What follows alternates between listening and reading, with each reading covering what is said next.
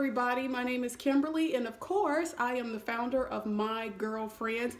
I have my sister here, my sister-in-law, Marissa Anderson, and we're going to talk about relationships. I think it's very important for us as women, especially being adults, that we go back and we look at when we were children, our first memory of relationships, in order to go back and just press pause for a minute and just to see what our definition is. A lot of times we define relationships and we don't even know it. We define it by the things that we do.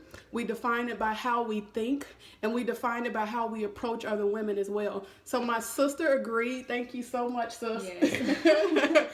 My sister agreed to just talk about it today. And I hope that from her life and from her honesty and her transparency that you can learn something as well. So my first question is, tell me about your first memory of relating to a friend. If you can use the friend's name, I don't know if it was in kindergarten, first grade, or whatever. Just tell us about that. My first memory of a friend. A true friend that I thought was a true friend was back in, I think, 6th grade. Okay. Yeah. That was my first memory, which was crazy because we had a fight. Okay. It was our first fight. That was my first fight, my only fight, because I'm not a fighter. A fist fight? Yeah. Really? Hair pull. I had long hair. Got beat up. Okay. So she beat me up. Mm-hmm. And after that, somehow it got back to the principal, and they made us be friends, and we was friends for years. Really? Yeah, and that's how we became friends. That been my best friend for years. Okay. And that was my first memory of just a friend. Really? Yeah. Okay.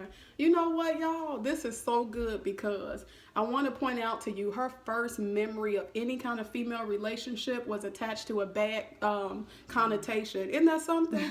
So I want you to know this goes to show that how you start relationships is typically how you are today. Yeah. And so with me listening to her story, I'm able to see that there was some bad connotations attached to her first memory of a best friend when they got into a physical fight. So I want you to stop and pause a little bit and let me know, what do you think about what she shared so far? And how do you think that this plays into her mentality today?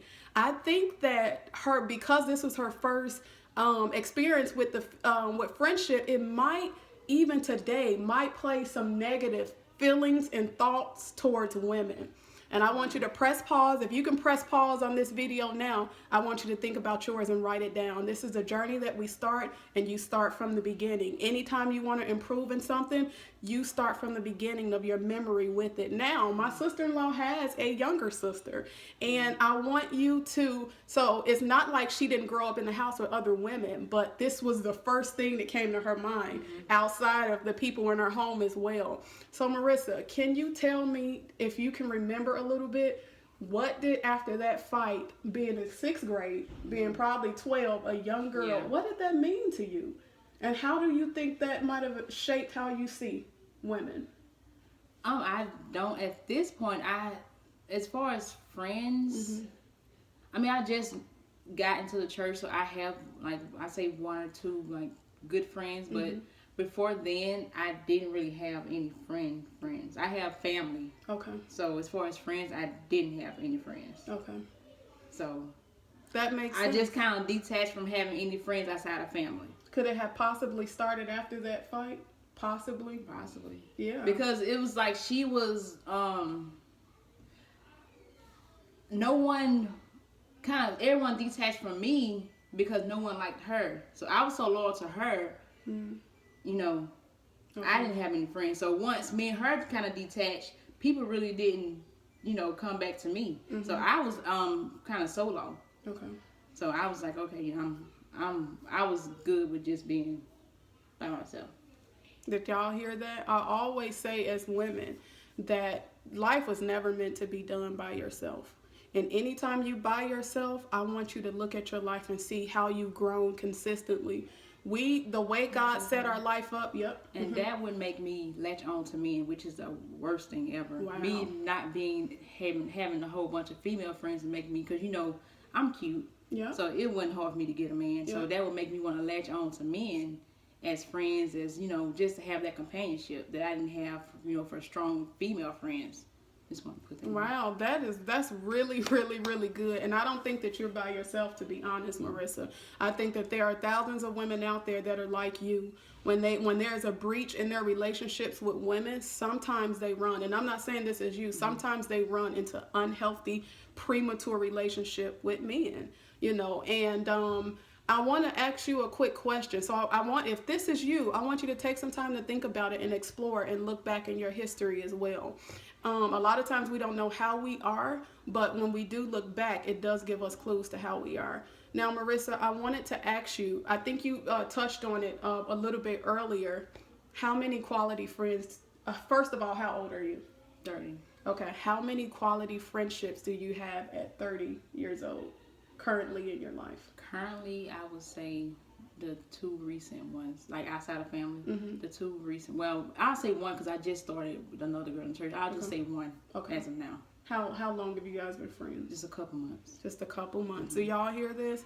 She is 30 years old, and other than a couple months ago, she can't say that she's had quality friendships. And I can promise you that it might have started with that fight in 6th grade with her best friend.